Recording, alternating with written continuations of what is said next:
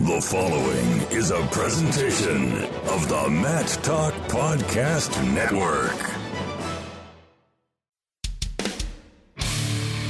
You've always got time for Short Time. Hey, it's Warren Lopez. David Taylor. Brent Metcalf. Johnny Hendricks. Tony Ramos. Bubba J. Mike Golick. Matthew Modine. The one and only Chael Sonnen. And you are listening to the one and only Short Time Wrestling Podcast by the often imitated and never duplicated Jason Bryant. Now up on the Short Time Wrestling Podcast, a long overdue interview. Our guest today, Mr. Rollie Peterkin, a New England native who has been globetrotting for the last couple years. As he says in his book, The Cage, he has been escaping the American dream. Rollie, welcome to the program. Been a while since we set this up, and we're finally getting it done. Yeah, Jason, thanks for having me. I know we've known each other for quite a long time now, so it's been long overdue for sure. Now, the first question, we talk about the globetrotting. We're going to talk about the book here in a bit, but where exactly are you situated as we speak right now? Because this changes from day to day, it seems. Well, I've been in for about the last 5 months. I've been living in a town called Puerto de la Cruz in the island of Tenerife in the Canary Islands, which is owned by Spain, but off the coast of Africa, off the coast of Morocco. And, you know, I think a lot of Americans don't know the Canary Islands, but when you talk to Europeans like Germans or Scandinavians, they all, you know, come here all the time. It's kind of a big vacation spot. It's like a resort kind of place for those who live in colder climates in Europe. So it's very well known in Europe. But yeah, I've been here 5 months. I work as an English teacher here, and I am living the dream.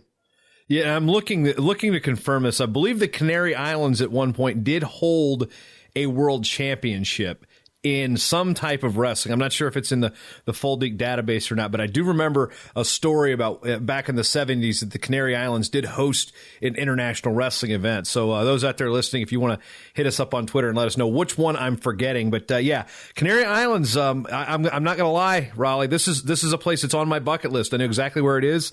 Oh, man. Morocco, not so much on my bucket list, but the Canary Islands, definitely. So how did you find your way there? Well, I've been to Morocco too. Actually, I might be able to answer that question you asked before, but I don't know about the World Championship, but they have a certain style of wrestling here that's is native to the Canary Islands from like the natives like hundreds of years ago, and it's hugely popular here. It's called Lucha Canarias. It's like Canarian wrestling, and it's like a martial art, or kind of like wrestling. It's got like a whole different set of rules. It's like you wear kind of like a judo, almost like a kimono kind of thing, and you have to throw the other person to the ground. If they touch a knee or anything, you win that match. So it's kind of like a little bit like judo, and I don't know, it's kind of very very unique to here, but I've never trained it. All right, so now you'd been in South America, you'd been in Spain. How do you end up in the Canary Islands? It's it's like you said, people like to visit and vacation there. Not exactly a whole lot of people I know. Actually, you're the first who actually live there. Yeah, I mean, I was living in Peru for a while, and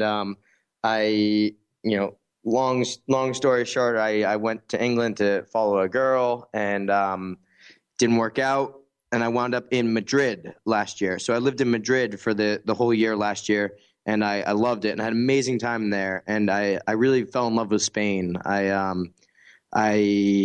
love the culture, the food, the people, the language, and I had loved Madrid, but I kind of wanted to just change. I wanted to see something new, and so this program that I work with, teaching English, has opportunities all over Spain. And I was looking at the different locations, and I saw the Canary Islands, and I thought, hey, that seems really different from where I am now, and why not go there?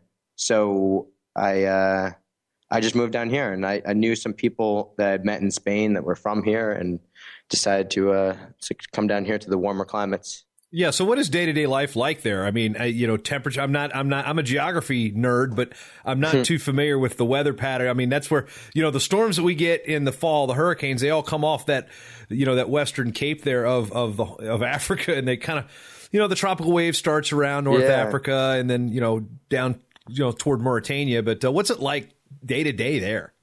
I don't think they get storms like that here. But maybe they just kind of start here. But it's really nice weather. I mean, you know, I'm in the northern part of the island, so it's it's not like it's quote winter here, but it's pretty nice. I mean, there's sometimes I'm wearing a t-shirt and maybe just a light jacket.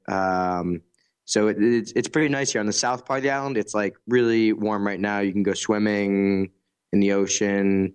It's amazing. I went for a hike on Saturday because so actually, interesting fact, Tenerife has the tallest mountain in Spain because it's got what's called Teide is the mountain in the center of the island, and it was an old volcano, and it's I think it's like 3,000 meters tall. It's really so everything is really steep here. Anywhere you walk, because it goes from like sea level to 3,000 meters in like a very short period of time. So everything is uphill here. And you realize you're dealing with an American listenership for the most part. We still don't do that metric system, man. I know. I don't know what that is in feet. It's a little over a mile, I think. It's like running the incline in Colorado Springs or something. Maybe exactly. A little more extreme. That old incline.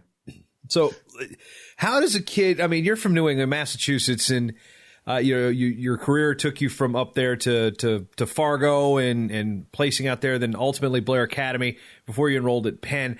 When you're looking back at where you charted out the course of your life, and you explain this in the book called The Cage, again, Escaping the American Dream, your self-published book, which I admittedly have not finished, man. I'm halfway through it.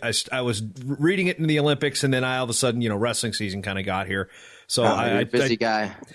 Trust me, the first half has been spectacular. You expect, a guy from Penn wrote a book. It's probably going to be too long and too wordy, but it's been really enjoyable in some of these stories that you've got to share. But when the opportunity arose to break away, I mean, first of all, I'm jumbling so many things. There's just so many different ways I want to start with this. Let's just start with high school wrestling and actually getting into wrestling in New England. Where did you get your start, and how did you fall in love with the sport?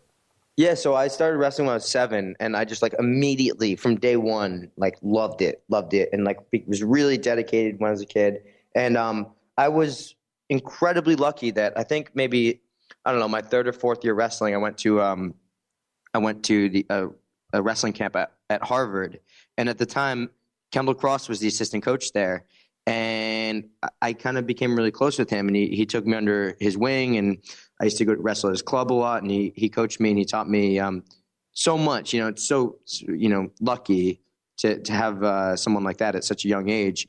And he was with me in my corner at Fargo both years, and I think that he taught me his high gut, which obviously he was famous for, and I destroyed people with that out there. And yeah, so I mean, I was super lucky to have him at that young age, and I always had to travel outside of Massachusetts to get competition. So we used to drive down to New Jersey and Pennsylvania a lot, and across the country. And I couldn't get enough of wrestling. Really, I always loved it from a young age. I think it provided me with so much meaning in my life and so much structure and discipline.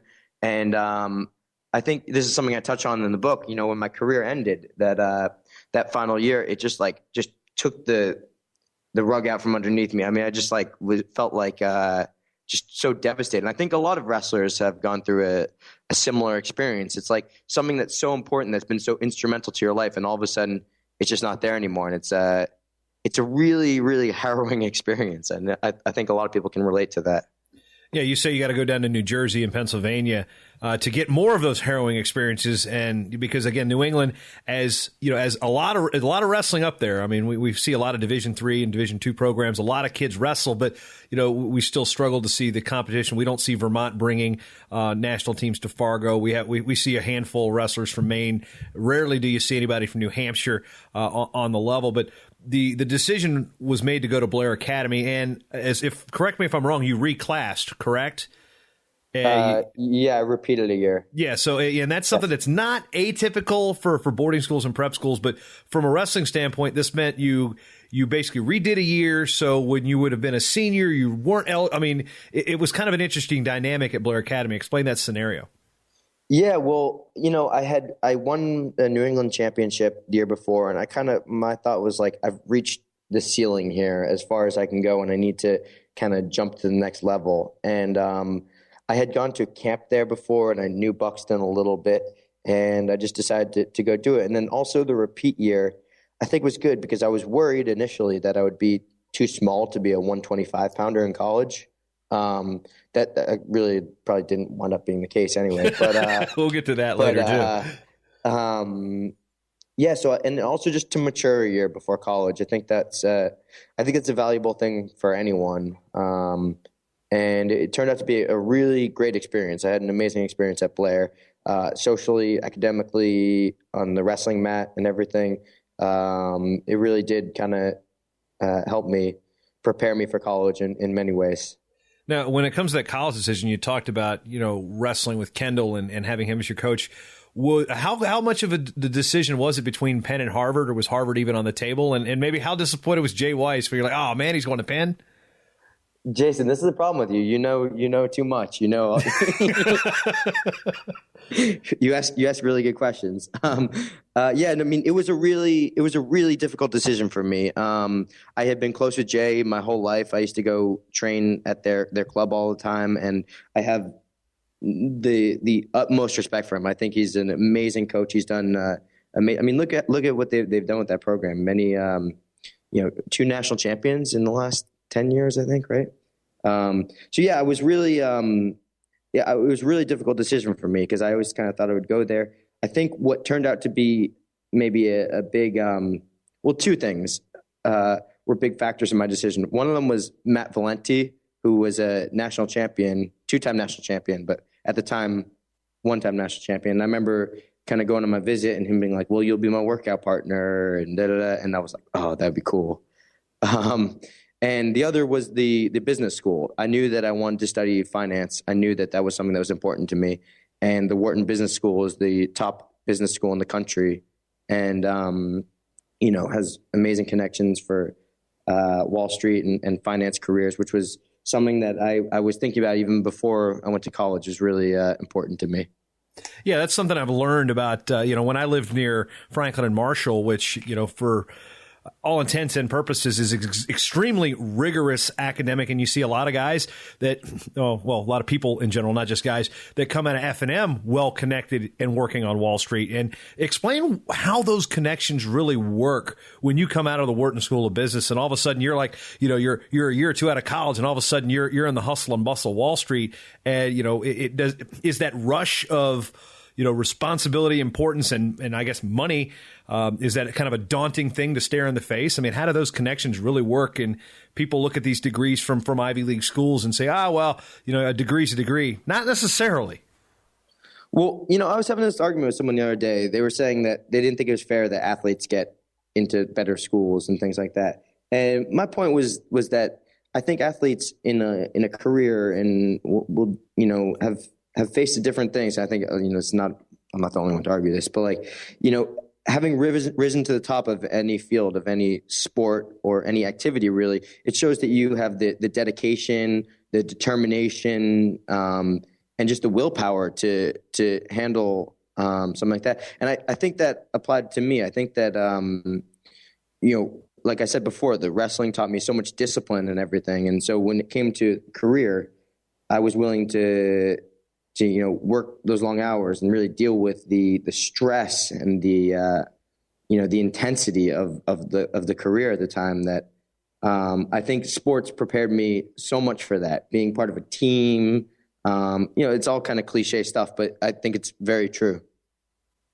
So the decision to come to Penn, and then ultimately wrestling there, and what was the dynamic of the wrestling room? You talked about Valenti, but going into that room, great tradition, good support, in a wrestling hotbed of Pennsylvania, coming from Blair. I mean, it had to. What was the transition like going from Blair's room to Penn's room?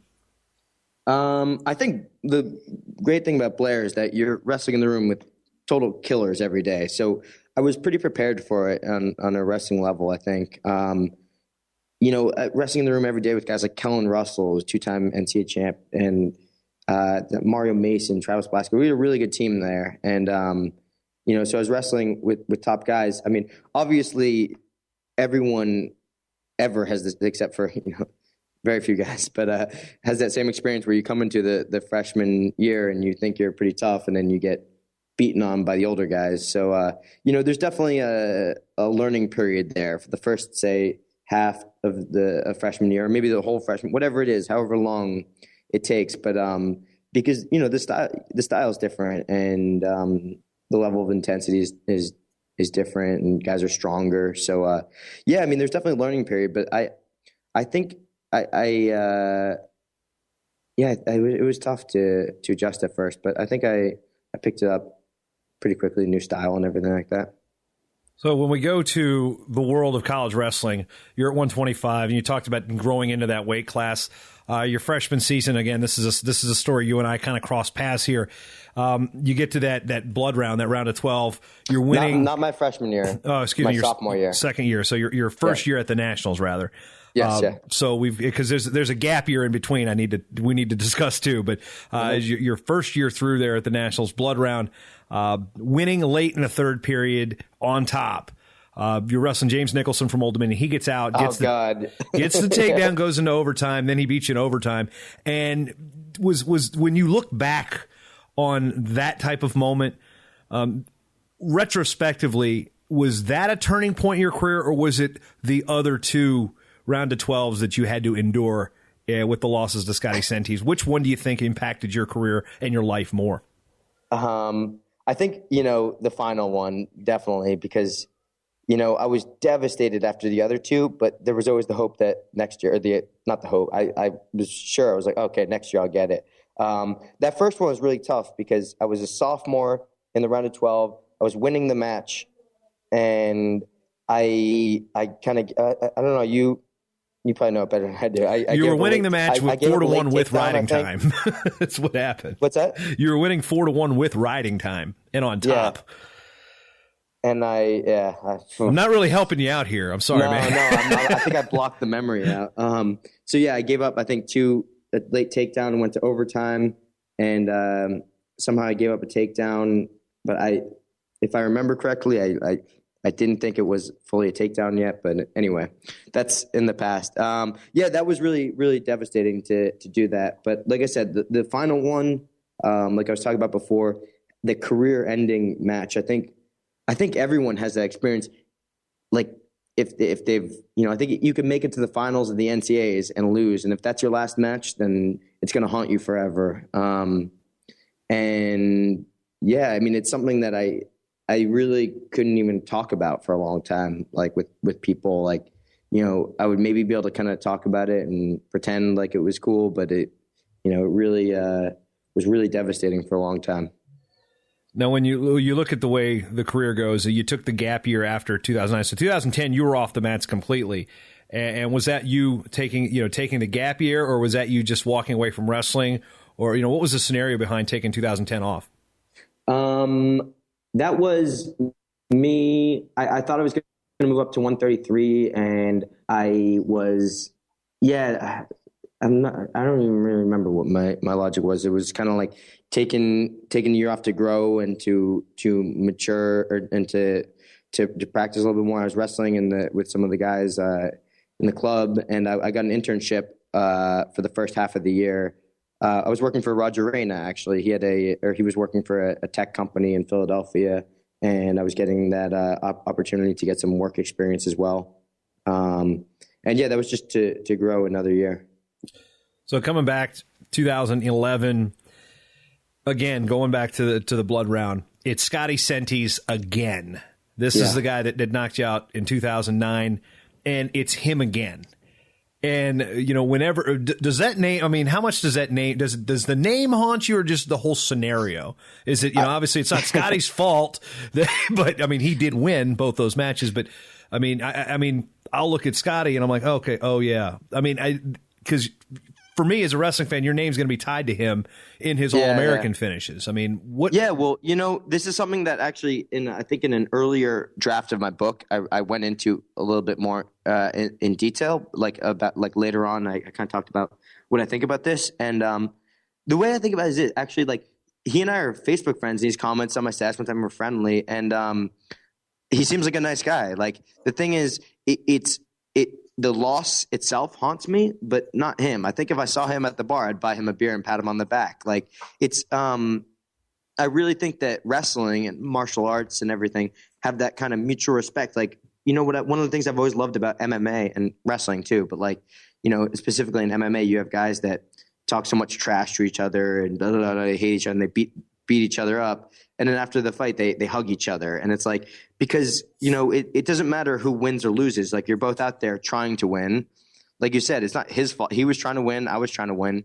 He beat me. And, you know, the loss itself haunts me, but not him. I think I have nothing but respect for him. And he seems like a nice guy, like I said. Just one of those things that guys in my role kind of accentuate that fact a little bit. Oh, wow, it's the same guy 2 years. But here we've spent 20 minutes to really get to the crux of the matter is once you got done, you followed what your goals were. You got the degree. You're working on Wall Street. What is that experience like? And what was it about it that you liked right away that made you then think about, you know what, I'm going to try something else? Yeah, well, I mean, I guess before that, I want to touch on it quickly. Like, I did really miss wrestling from the beginning. Like, right as soon as my career ended, like, I was like, I wish that I could continue wrestling. That was kind of a thought in my mind because I had this unfinished business from that tough loss and everything like that. But it's really difficult, as you know. I mean, in wrestling, there's not really a good way to continue. Like, if I wasn't an All-American, it can be very difficult to pursue a career.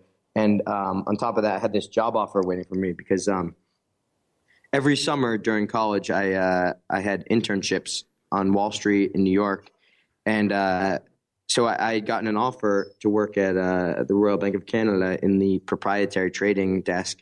Actually, I didn't have the offer there yet, but I had an offer to work for the Royal Bank of Canada, and like everyone else was like, "Yeah, no brainer. Like, obviously, you're going to go work there." But to me, there was like a little doubt in my mind. I was like, oh, "I wish I could still wrestle," But still, it was what I always dreamed of. I always wanted to work on Wall Street. That was part of the reason why I chose Penn, like I said before. And I just really launched myself completely into my career. Like, during those 2 years I was working there, I didn't even belong to a gym. I didn't work out ever. I didn't do like anything. I maybe I went to the New York Athletic Club once in a while and rolled around with some guys, but not really in any serious manner. And yeah, I mean, I loved my career. It had always been my dream. I knew since I was a kid, really, that I would work on Wall Street one day. I had read all these books about it, and like I said, I worked internships every year, and I was really passionate about it. And it was really exciting. I wound up on the investment grade bond trading desk on the proprietary trading desk, and it was really exciting from day one. I was kind of like right in the middle of the action. I was, there's like, you kind of like look up and like people are trading tens of millions of dollars of bonds right around you. And you're picking up the phone and doing trades, like I'll sell you 20 million, buy 10 million. And like these really big number. And if you mess up a small detail, it can be, disastrous. And so it's that kind of high level intensity that I think wrestling also gave me. And it's funny, I remember like one of the things I was like, oh, like my whole wrestling career has been like this high stakes, everything, because it's so important to me. Like I would get nervous, everything. Like, and I was like, well, at least I won't have that anymore. And then like I start working and I was like, oh, it is still that intense, which has been kind of a theme, I think, in my life.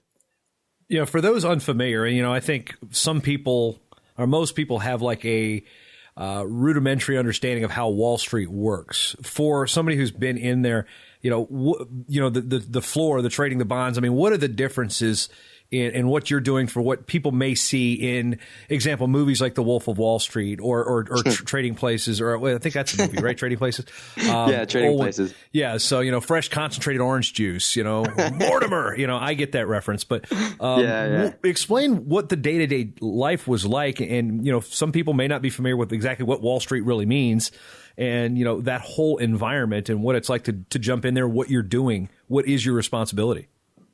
Yeah, well, the thing is, there are so many different roles within Wall Street. Like, it's kind of, you can't just generalize. Like, it's a very broad term, obviously. There are people that work in sales. There are people that work in, you work in HR and tech, whatever. But, like, Yeah, so Wolf of Wall Street has like almost nothing to do with anything on Wall Street. Like, a lot of F-bombs. That's what that always frustrates me, because like people, that's kind of like the touchstone that people have for Wall Street. They're like, oh, is it like that? I'm like, that is like nothing to do with anything. They're calling, a totally different industry almost. So is Trading Places more representative? It maybe could be, but that's a. What about The Associate? I'm throwing every Wall field. Street movie out at you I can think of off the top of my head. The good one. I mean, The Big Short was pretty good. That was good. Okay, so that did a pretty good job explaining a lot of the things. And that was dealing with bonds also, but that was mortgage bonds, and I was trading corporate bonds. So like if Coca-Cola wants to raise money, they issue bonds, which is just them borrowing money from people, and then those bonds trade in value depending on interest rates and their their credit worthiness. And so you can trade hundreds of millions of these bonds. And we were managing a portfolio of the bank's money, which was like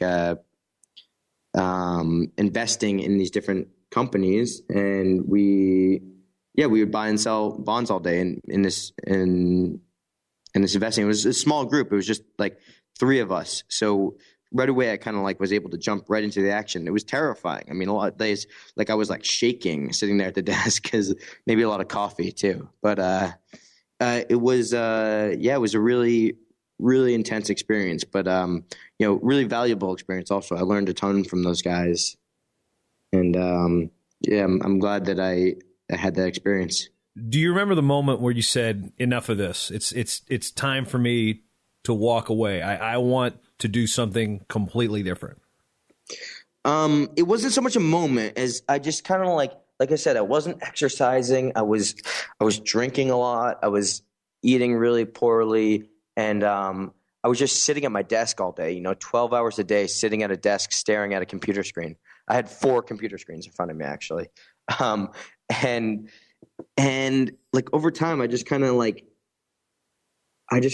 said to myself, like, I'm not meant to be sitting at this desk all day. Like human beings shouldn't be sitting down that much. And I just kind of like thought, there's got to be something else out there. Like I've always thought of myself as an adventurous person, and here I was just kind of like, sitting around at this desk. So it was more just like the office culture than anything particular. No one moment or anything like that. But then, then I had this opportunity to go do this crazy thing, and it just kind of came at the right time. You really outline a lot of this in a startup in the book, The Cage, which you, tell us where you can get it, first of all. On Amazon. It's on Amazon or on Kindle. So yeah, I've got the hard copy here, and and here's one thing: the book is, Rollie, you did self-publish this, but it's got that look, and this is something that I actually had a conversation with Charlie Brenneman about his book, Driven, which follows, which is a great book also, and I'm friends with Charlie. He's a very interesting guy. Yeah, Charlie actually did drop a nugget of knowledge in the intro of the book, so where you've got the traditional praise, or you've Charlie Brenneman's part of that. As is Kendall Cross, as you mentioned earlier. But when it comes to the book itself, and there's so many different layers to this, even with what I've gotten through so far, how difficult was it to put pen to paper and sit there and follow your journey where you go from, you've left Wall Street and you end up in Peru fighting? I mean, there's so many different stories we can go with that. But when it comes down to documenting this journey, we'll explain those particular journeys here in a minute. But how soon did you realize that when you left Wall Street and started fighting in Peru that, I really want to write this. I want to document this story? Well, I started writing a blog because what kind of motivated me was, I think a lot of people heard what I was doing, like through the grapevine or whatever, and said like, what the hell is Rollie doing? Like, did he just go totally crazy? Did he just blow a fuse? I think a lot of people just thought I was like, people were lecturing you, throwing your career away, this and that. You're ruining your life. And so I kind of wanted to, I sat down and wrote the first blog post in the airport on like an 8-hour layover in Fort Lauderdale on the way down to Peru when I was moving down there. And I just kind of wanted to like let people, like bring people into my journey and see, like, you know, I want them to understand what was driving me. And as I started writing these blog posts like every week and being really open and honest about, you know, my fears and insecurities and things like that. And people just started following it. And like, it was really, really cool because the people that had doubted me before, the people that were the big detractors, now were messaging me like, oh, this is so inspiring. I love, when's your next fight? I want to come see, I want to do this. And like people came and visited me. And it was really exciting to bring people into my story. And the more I wrote, you know, people were saying you should write a book. And, you know, it was in the back of my head that whole time. And, you know, I started writing it kind of in the middle of it. One day I just sat down and was like, I need to write this book. I just need to do it. And I just sat, I went every morning after practice. We'd practice at God, I don't remember what time, 8:00 in the morning or something. And then I would walk down to the Starbucks in Peru, real like authentic Peru, right? But and I would sit there every day. Wait. The Andes Mountains are like right there. There was some of the best coffee in the world, and you're drinking Starbucks. In Peru. Yeah, I know. The thing is, it was more about the ambiance. You can just sit in the corner with the Wi-Fi and no one bothers you, kind of thing. So yeah, exactly. Though that's why I kind of say it chuckling. But yeah, every morning, and it just started coming together, and like I just couldn't like stop writing. I mean, I wrote every day, and it just kind of like flew onto the page, and it was really exciting to do. And I woke up every morning like really excited to go write. And the whole process took me about a year with editing and everything. And I had professional editing, and it was it was really exciting. I really, really enjoyed the process. And you're going through this process while undergoing some things that are brand new. Like Peru doesn't, I mean, Brazil, when you think fighting, okay, people go to Brazil, you know, to do that. They don't go to Peru. Yep. What was it about Peru that was enticing, and what was it about fighting? I mean, because, you know, I remember you from as like, you know, you see these wrestlers, they had that look. You're like, yeah, that guy looks like he can be an MMA fighter. You never struck me as that, because the last time we had actually physically spoke, we were at the Olympic trials in 2012 in Iowa City. You're like, hey, Ron, hey, man, good to see you. It had been a while. And you still didn't strike me as a fighter. And, you know, how does the little kid from Massachusetts on Wall Street go for being a guy who wants to punch people in the face for a living? Yeah, well, it makes no sense at all. And that's kind of like why I wanted to do it. You know, I went on vacation to visit my friend Ben Ryder, who is a wrestler at Penn, and now he fights in Bellator, actually. And he was living in Peru at the time. So he still is. He moved to Peru to do like a volunteer teaching English in a small village, and he just started training MMA down there, and he became the champ of the local organization there, Inca Fighting Championship. And you know, he's like famous in Peru. So I know you said like in Brazil it's a lot bigger, but right now Peru has 2 fighters in the UFC, and maybe 3 actually, and 1 in Bellator. And it's really growing a lot down there. My coach, this guy, Ivan Iberico, is like famous. I mean, everyone, I've been traveling the world now, and like 100% of the time that I meet a Peruvian in like a random country, I say that I trained with Ivan, and immediately they know who he is. Like he's like an iconic person in Peru. He's on TV all the time. Like everyone knows who he is. And he's kind of been really growing the sport down there. He created this league, and he's he's got, in this one gym that I trained at, there were 5 professional fighters, including myself. Those 2 of them are fighting in the UFC now, and 1 of them is in Bellator. So like, it's pretty, like, out of the 5 people, like, you know, I'm the way far least successful of all of them. But so I went down there to visit, and I trained with them, and my friend Ben showed me around, and like he was signing autographs on the street and everything. People were stopping him, and I was like, this is cool. And on the last day there, you know, this guy Ivan, who's like this legend down there, he took me out for drinks and was like, you're gonna come fight down in Peru. I was like, what are you talking about? I have a job in New York. This is crazy. but I had wrestled with them, and they don't have a very high level of wrestling down there. So he was like, no, you're going to come down and fight. I know you're going to. I know you miss wrestling. I was like, no way. This is crazy. And I returned to work, and I just kind of like started thinking. I was like, man, I do really miss this. And like you said, I never, ever thought about doing MMA. I would kind of watch like the UFC fights, and I just remember being like, who could ever do that? Like, why would a human being want to do that? It seems crazy to me. And so it was kind of because of that, like, I don't like doubting myself. I don't like thinking that I couldn't do something. It's like a challenge. And so I always looked at MMA like I could never do that. And so it just kind of like was like, hey, you know what? I think I could do that. And I think I'm going to do that. Like, it was like largely about facing a fear and doing something just completely different. And so, yeah, I mean, I went and moved down to Peru and became a professional MMA fighter. And I really upset my parents with that one. They were not very thrilled about fighting in the third world. Yeah, that was going to be my next question, because your dad is somebody who had emailed me over the years when you were wrestling and give me good information, not just about you, but about other kids in New England and tying things together. And, basically just a generally informative guy when it came to rankings. And boy, I don't miss doing rankings. But, you're talking about this is something you didn't want to do. You and I were having conversations about trying to create a Wikipedia for wrestling like 10 years ago.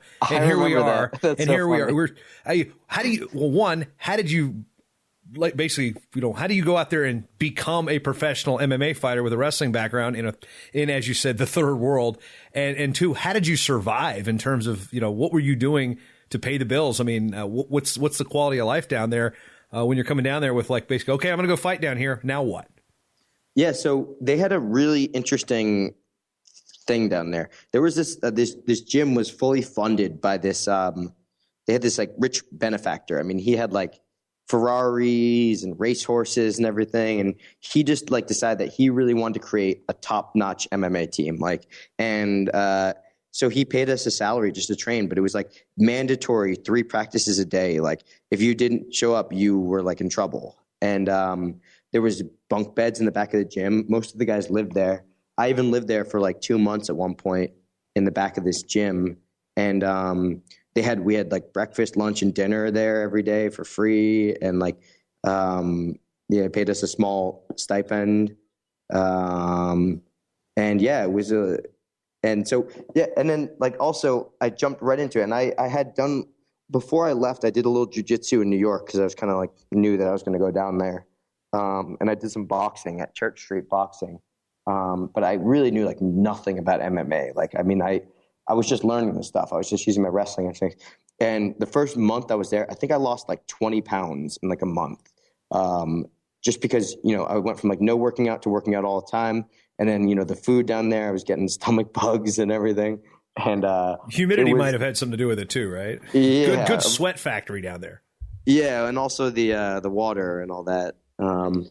So yeah, it was a surreal experience. Like I kind of wish I could go back to that, like that feeling again, because it was so strange. Like going from a Manhattan apartment to like, in Peru, training 3 times a day with this team. No one spoke English except for my friend Ben. He was like my translator, and I had been down there for I think it was 20 days. Maybe it was the 21st day I was down there.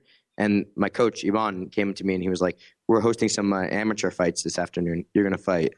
And I was like, what? He's like, yeah, you're going to fight tonight. I was like, no, I'm not. And he was like, yeah, you're going to fight. And I was like, whoa, okay. So that night, like 4 hours later, I just strapped everything on and got in and fought in this amateur fight, like in the cage. And, I think I'd done like 1 sparring session before that, but he has this real philosophy, like just get out there and the Peruvian guys, man, they're tough. Like some of them, you see guys fight like 3 times in 3 weeks or something like that. There's just like a no excuses kind of mentality down there. And, I think a lot of people are a lot more sensitive to that stuff in the United States. And, you don't really see that. But down there, he was just like, get in there. So I fought that first fight, and I got punched in the mouth real bad. I had a big fat lip. But I won the fight. I just wrestled him, basically. I took him down. And then 3 weeks later, I fought my second amateur fight. And that time I got punched in the face really bad. Same thing, though. I won the fight. I just took him down and pounded on his ribs and stuff. I had a big black eye afterwards. And then I think that was like 2 weeks before my professional debut. So it was just like, just get out there and just do it. And, I wasn't expecting that. It was something that I was really terrified about, but I just knew that I had to face that fear and just go out there and just get it done. Yeah, so I'm just curious, when you say professional fight, I'm on SureDog right now, and yep, you are in the Fight Finder. I am. 3 fights there. Yeah, they're in there. So wow, yeah. So now, what did you know about these guys that you were once you turned pro? And again, we're probably talking between April and July of 2014. You had 3 pro fights. I moved down there on February 1st. I moved to Peru, and on April 16th, I think it was, I had my first pro fight. I don't know, maybe it says the date on ShareDog, but not important. But yeah, so it was like February, March. It was like 2.5 months later, I had my first professional fight. Yeah, and what's interesting is, you're 3-0 on SureDog, and where did the Omega name come from, man? Come on. That's my actual middle name, actually. It is? Yeah, my middle name Your is middle Omega. name is Omega? Yes. I have nothing for that, man. Well, I'll tip the cap for the inventiveness on your parents, man. I mean, my daughter's names are after Olympic cities. I'll tell you the story quickly. So my real name is Roger, actually. It's not Rollie. I knew that. And my full name is Roger Omega Peterkin the fourth. So I'm the fourth. So my great-grandfather was the last of 8 children. And when he was born, his mother said, "That's it, no more. He's the last." And Omega means like the last of a series, like they say the alpha and the omega is like the beginning and the end. So that's where it comes from. So not only is Omega your middle, you're the fourth. Okay, so I'm going to tell you a little anecdote here. My dad's name is Grover Clinton Bryant Jr. Mm-hmm. I do not have the career that I have if my name is Grover. Okay, so you actually lucked out with having if you're going to be a fourth, at least Roger Omega is. I mean, Grover Clinton. I love my dad, but man, I don't know if I can have that name. Like, Grover I met my wife on eHarmony. I don't think she would have clicked on Grover from St. Paul if that's a profile, man. So think about that. Think about that when you're naming your kids, folks. What's it going to look like online? So anyway. Yeah, I didn't know that. That's a knowledge bomb there. But now, okay, so we're in Peru, and then you get up and leave. You said earlier that you were kind of chasing a girl to England, and then you end up in England and Spain. And let's close the gap between why did you stop fighting in Peru, and how did you end up again in Europe? Well, what happened in Peru was it was a number of things, kind of all at once. It was like, really just like when it rains, it pours. So what happened is I cut my finger really bad on a piece of glass, not related to MMA, and I couldn't close my finger for like months. It was just like, it was like totally rigid, like straight, and I couldn't bend it. And I went to all these doctors down there, and it's Peru, so they were just like, I don't know what it is. Like, I can't do anything for you. And I was really frustrated over that. And I started abusing some prescription drugs that they just sell down there over the counter. Or not really, but they kind of do. And there's just sleeping pills and or like anti-anxiety medication. But I was using it as a sleeping pill, clonazepam. And I started taking a lot of it. And I started like really, like I kind of like zoned out, and I wasn't even really paying attention to it. And one day I just like stopped. I was like, oh, this is stupid. Why am I taking these things? I'll stop. And I went through like a horrific withdrawal, which I didn't know that there was one, but it's a very common thing. And they say it's worse than heroin withdrawal. And I wound up in a Peruvian hospital, and I suffered like real bad depression and anxiety after that for a long time, like a post-traumatic stress thing. And so I was kind of like looking at what I was doing as a career. I was like, man, I'm getting punched in the head for a living. I was like, I've definitely gotten a number of concussions down here, and I'm definitely going to get more concussions. And my fingers messed up. And then on top of that, remember how there was that guy who was like the funder for our gym? He kind of backed out, and the gym had to close. So it was just everything happened at once. And I was like, I got to get out of this place. It's, and it was a really dark time for me because like I said, I had staked everything on this. This was it. This is what I was doing. I was going to be, if you asked me what I want to be, I'd say I'm going to be a UFC champion one day. I'm going to be a world champion. I'm totally dedicated to this. And then it just kind of all fell out from underneath me. And I didn't know what I was going to do. And like I said, a lot of people were kind of following my story. And now all of a sudden I felt like I was going to disappoint all these people. And I had gone off to do this crazy thing, and all of a sudden now I was failing at it. And it was kind of like everyone who had doubted me was going to prove them right. So it was a really dark time. And I met this girl down there, a British girl, and she went back to England to finish school. And I was like, okay, I'll move there and I'll find a job and I'll figure it out. And so it was just kind of like getting out of Dodge. And yeah, I mean, like I said, it was a dark time because it was kind of like all crashing down on me. Yeah, so the gym closing, if you factor all those things in and everything that was going wrong, the gym closing sort of seems, from an outsider's perspective, as a blessing in disguise. It gave you this, said, okay, now there's nothing keeping me here now. How do you look at that retrospectively? It was a good exit point. And I mean, the gym reopened later, like months and months later. And like I said, they have 2 guys in the UFC right now. They're doing all right. They're really chugging along. So I'm super happy for them. I always root for those guys. But it was a logical end point for me. Now, where's the logical beginning point? So now you're, as far as I can know, you're teaching English in the Canary Islands. Mm-hmm. Where is your fighting career going? Is it done, or have you just said, oh, this is my new life? I'm a former college wrestler who worked on Wall Street, who fought in Peru.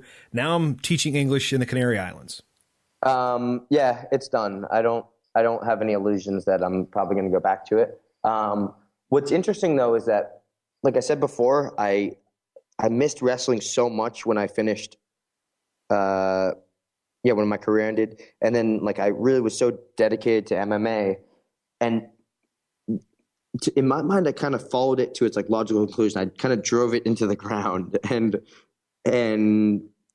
I kind of got it out of my system in a lot of ways. I think it was very cathartic. Now I don't really miss it that much. I miss, obviously, I'll always miss wrestling. I mean, that's a big thing, but I don't have that same acute feeling I have to get back out there. I don't have that kind of same competitive thing. And I think it helps writing the book about it. I think when I wrote the book, I kind of put all of myself down on this paper, and I kind of just got it all out. And I don't really have a desire to get back out there and compete again. Although I did last year once.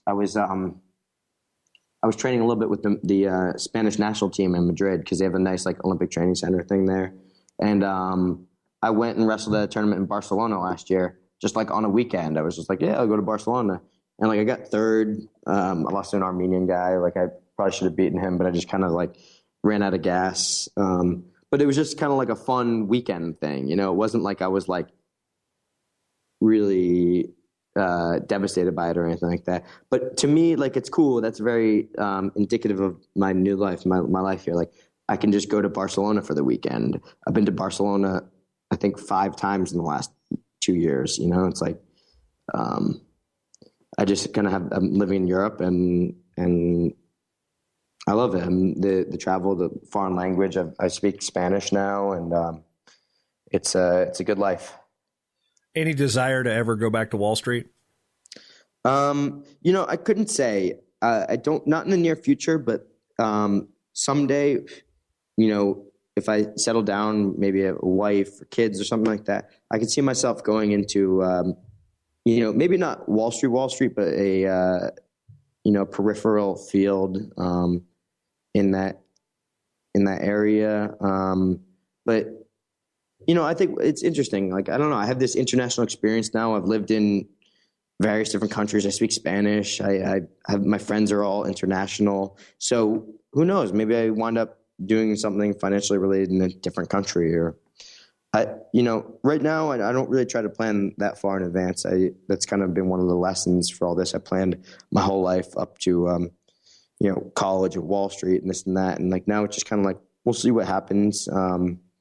And, I'm 29 now, and I still don't know what I want to be when I grow up. So don't worry, Jake Herbert's in the same boat, and he's in his 30s. Yeah. Now, we've kind of gone full circle, even though the goal here isn't to just read you listeners the story of what's in the book. The goal is to be engaged by Rollie's story enough to where you want to pick this up and read it yourself. And again, I've got to finish it because it captivated me, and I was like, all right, here come the Olympics. I have no excuses. I mean, I've got a pile of books here I need to read, and wrestling books. I've got Jim Kalin's Maverick. I've got Wrestle Like a Girl with Jamie Moffat and Craig Sesky. There's a number of books I need to read. This is the first one I need to finish, but that's the key is Amazon.com. Check out The Cage, Escaping the American Dream by Rollie Peterkin. Obviously well written because the guy has an education from Penn. He kind of knows how to write. Wait, what? Wait, can we just end it there? Is that the end? No, that is not the end, folks. That is part one. We have so much more with Rollie Peterkin that we went so far deep in the woods on stories after this part of the conversation that's going to be a part two we will release later in the week. So part one of Rollie Peterkin, you just heard. You're going to stick around. You're going to wait until later in the week. You're going to subscribe to this podcast. You're going to tell your friends because he's got some stories. He will talk about his time with Blair Academy. He'll talk about memories he had with the late Jared Platt and Adam Fry. He goes into some great stories about why he did the things he did and things that are just beyond the book. So Rollie Peterkin, such a good conversation here that we just had to do this in two parts because I believe you spend your time with me and you spend your time wisely because you're spending it with me. But when you get to that 2 hour range, that's when you're like, what, we need to figure out how to present this. So we got you hooked on it because now this is basically we're going two different directions here. So once we found a natural place to stop. Might have been a hard stop, but it was more of a natural place to stop. Now, I'm going to move on to something else, and this is something I'm going to be pitching until March 14th. The Mat Talk Online preview guide for the Division I Championships pre-sale now. People are ordering this, and you will want to order this too. It retails for $19.99 by listening to this show, and you can go to mattalkonline.com/fanguide17. Use the promo code podcast. I'm not putting that out on social media. You can only get that promo code by listening to this episode, this show. This is the Short Time Wrestling Podcast, or this. I'm dropping it on a couple different shows, but the only way you're hearing that discount code to get $5 off to get it for $14.99 is by using the offer code podcast. You want to type that in to the order page. You can either go there, or there's also another link floating around that's on my Twitter. You can enter it there. And again, in case you're wondering, my Twitter's at Jason M. Bryant. Now, you want to take my word for it, you can do that. But because I've got such a great drop from our guest, Adam Amin, from a couple weeks ago on ESPN, I'm just gonna let you listen to what he has to say about the quality of this guide and why you need to purchase this thing prior to St. Louis. For me, it was the quintessential preparation manual for wrestling because it had historical notes, it had contextual information, leaderboards for this year, background on a lot of these guys. I would highly, and trust me, we did not take it for granted. The fact that you were gracious enough to help us out with those, JB, I promise you that. I would highly recommend it for anybody who has an interest in background, context, history of the championships. I would wholeheartedly recommend it. The new voice of the wrestling championships for ESPN is going to be Mike Cousins. You were the first thing I brought up, JB. I said, talk to this guy, find this guy. He will have some information for you that is going to be invaluable. I showed him last year's guide that you had put out for Madison Square Garden, which was just excellent, and Mike was blown away by it. And I wholeheartedly stand behind it. You do such a great job with it. And that's why your guide is so great, JB, honestly, because we can start big picture and get the information as we go forward in the tournament, but also have that context and that background to work off of. I'm not blowing smoke, man. That's such a helpful thing. That's how I would want to organize information. Like the everything you need at your fingertips. I'm not using everything that you put out there, but everything that I could possibly need is out there. And I really, really do stand by a product like that. And I stand by the guide because of the knowledge that we can glean from something like that. That's how we want to prepare. We want to prepare in that regard. So I appreciate it. MadTalkOnline.com/FanGuide17. Now, you will also get the fan guide if you hit a certain level of contributions for this network. And you will also get the Fargo guide, the Fargo Almanac, if you join the team, become part of the Mad Talk Podcast Network team by going to MadTalkOnline.com/join the team, hitting that $10 a month or more level. These contributions help this show. It helps the equipment costs. It helps with hosting fees. It helps with the development of the National Wrestling Hall of Fame Legends Series, which has been a year in the works. Finally gotten that to the funding level that we like so we can produce the show. Just remember, you'll get some swag out of this too. You'll certain things. There's shirts. There's draft glasses, which have been a hit. There's hats that I'm working on. Again, the swag bags are going to be coming. I'm just not sure if I'll have the opportunity to get them all out prior to the NCAAs because I've got a busy time coming up. But they are coming. I'm going to make sure that they're get done. You know, some of you guys have been with us for 2 years, and I appreciate that. But you get the swag bag, and these digital guides that I produce are part of your team membership. So if you want to support this network for the year round, knowing you're going to get that each and every year, MadTalkOnline.com/join the team. If you just want the gloriousness that is the Mad Talk fan guide for Division I, MadTalkOnline.com/FanGuide17. Save yourself $5 by using the promo code, the offer code podcast. That's all I got for today because I'm not going to get into the political stuff. But anyway, I hate politics. And you know what? I'm going to take a straight break for a minute. And when I say I hate politics, it doesn't mean I don't pay attention to politics. But this is a show you will never, ever, ever hear me go on a political rant about something a politician or somebody in our government has done, whether Democrat, Republican, Independent, Tea Party, Green Party, Fiesta Party, I don't care. The focus of this show is primarily on wrestling and the people around wrestling. Now, there may be a politician or two that shows up on this show. Let this be known that does not mean I endorse any politician or political group that may appear on this show. There are people out there that have wrestling backgrounds that are worthy. I'm going to say, like, for example, Congressman Jordan out of Ohio. This is a guy who will eventually be on this show. I do not care about discussing his politics. Let this be known. You will never have your time wasted by me talking politics. Because you know what? Whatever my politics are, whatever my stance is, whatever my religious affiliation is, these are not things I'm going to bother you with. Everybody has enough of that on their own problem on social media. And I'm just like a lot of you out there. I have not unfriended people because of their political views, or not necessarily their views, but just their outright just angst and just posts on the wall. Yeah, there's the unfollow button. I want to keep this show agnostic when it comes to politics. I don't care about discussing them. It's a waste of my time. Nobody's going to change my opinion. I'm not going to change yours. That's the reality. I don't discuss it. So I want you to know, I make this promise to you. Now, if I do have political people on the show again, they're going to go off on their tangents. They're going to do that. But I do not discuss it. It's not a time for me to waste your time because you spend your time with me listening to Short Time. I appreciate that. And it's not my platform. This is my platform, but this is not my platform to basically bloviate about what I think is right and wrong in the world. You know where it is? It is my place to complain about what I think is right and wrong in the world of wrestling. That is my expertise. That is where I will spend my time with you, and you will spend your time with me. We'll be talking wrestling and people in wrestling. So this is a no spin zone. This is a no politics zone. This is a no bullshit zone. Okay? That's basically it, folks. There's plenty of other places where you can want to argue and spend your time with that, and this is not going to be one of those places. So I give you that as my promise.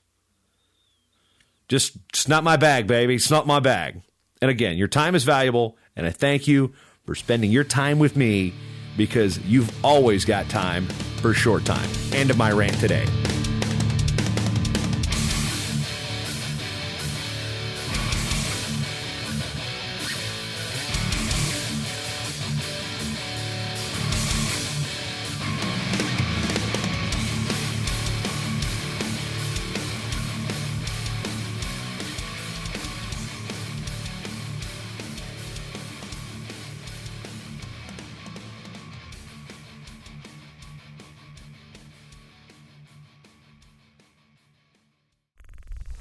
show is part of the Matt Talk Podcast Network. For more wrestling podcasts, head over to MattTalkOnline.com.